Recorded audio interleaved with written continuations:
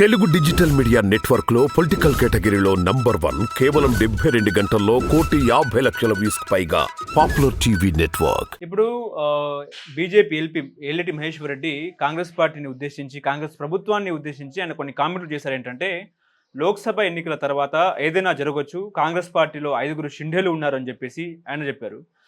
ఆయన వ్యాఖ్యలకు కౌంటర్ ఇస్తూ మంత్రి కోమటిరెడ్డి వెంకటరెడ్డి కొన్ని కామెంట్లు చేశారు. ఏంటంటే, 10 ఏళ్ల దాకా రేవంత్ రెడ్డి సీఎంగా ఉంటారు. ఆయన నాయకత్వంలోనే రాష్ట్రం అభివృద్ధి చెందుతుంది. తెలంగాణలో 10 ఏళ్ల పాటు కాంగ్రెస్ సర్కార్ ఉంటుందని ఆయన చెప్తున్నారు. బీజేపీ స్టాండ్ ఏ రకంగా ఉండే అవకాశం ఉంది? నిజంగా కాంగ్రెస్ ప్రభుత్వాన్ని కూల్చే ప్రయత్నం చేసే అవకాశం ఉందంటారా? అంటే భారతీయ జనతా పార్టీకి ఈ గత 10 ఏళ్ల వాడి యొక్క పర్ఫార్మెన్స్ చూస్తే వాళ్ళు కొన్ని ప్రమాణాలు పాటించాలి అని అనుకోవడం లేదు.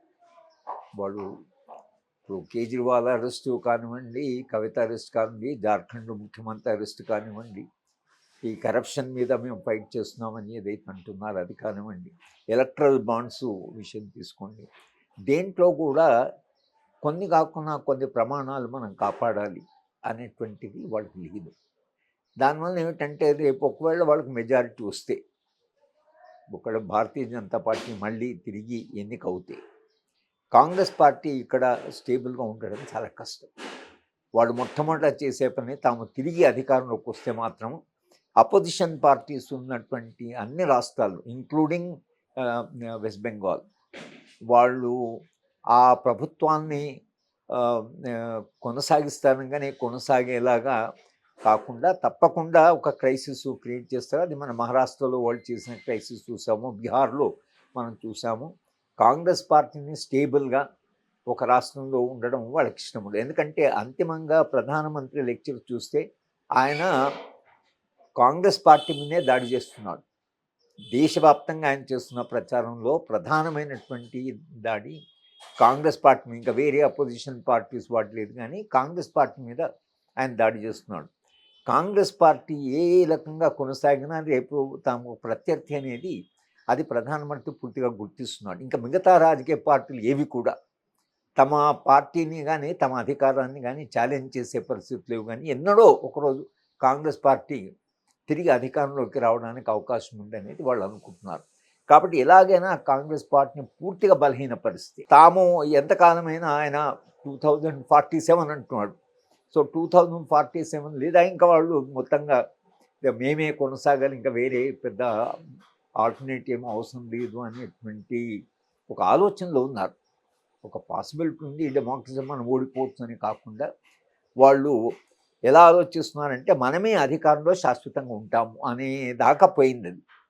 కనుక కాంగ్రెస్ పార్టీ ఏ రాష్ట్రంలో ఉన్నా, ముఖ్యంగా తెలంగాణలో వాళ్ళు ఈ దీన్ని కూర్చడానికి ఏదో ఒక రకంగా లేదు. ఇప్పుడు రేవంత్ రెడ్డి మీద ఏదో కేసు ఉంది కనుక ఆ కేసును తోడము, లేకపోతే ఇంకెవరి మీద ఏదో కేసు ఉంది, లేదో వీళ్ళు కరప్షన్ చేశారని ఇప్పుడు కారణాలు వెతకడానికి ఏముంది? అసలు మీరు ఏదైనా కారణం వెతికి డీస్టెబిలైజ్ చేయడానికి ప్రయత్నం చేస్తారు.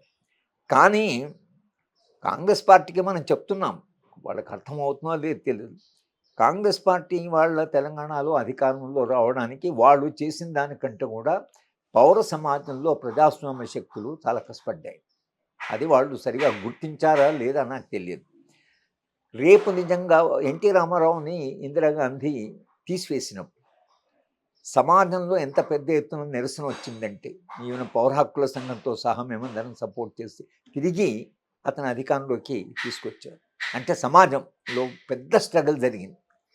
కాంగ్రెస్ పార్టీ కూడా అంత పెద్ద ఎత్తున ప్రజల మద్దతును సాధించాలి. పౌర సమాజంలో ఉండే ప్రజాస్వామ్య శక్తుల మద్దతు తమకు కావాలి. రేపు నిజంగానే కేంద్ర ప్రభుత్వం తమ ముడితే తెలంగాణ భగ్గుమనాలి. దానికి ఎప్పుడు సాధ్యమవుతుందంటే ప్రజల మద్దతు నిరంతరంగా వాళ్ళు సాధించినప్పుడు. ఆ రేవంత్ రెడ్డి కొంత ప్రయత్నం చేస్తున్నా కానీ మిగతా మంత్రులందరినీ చూస్తే అంత ప్రజల దగ్గరికి వెళ్ళాలి.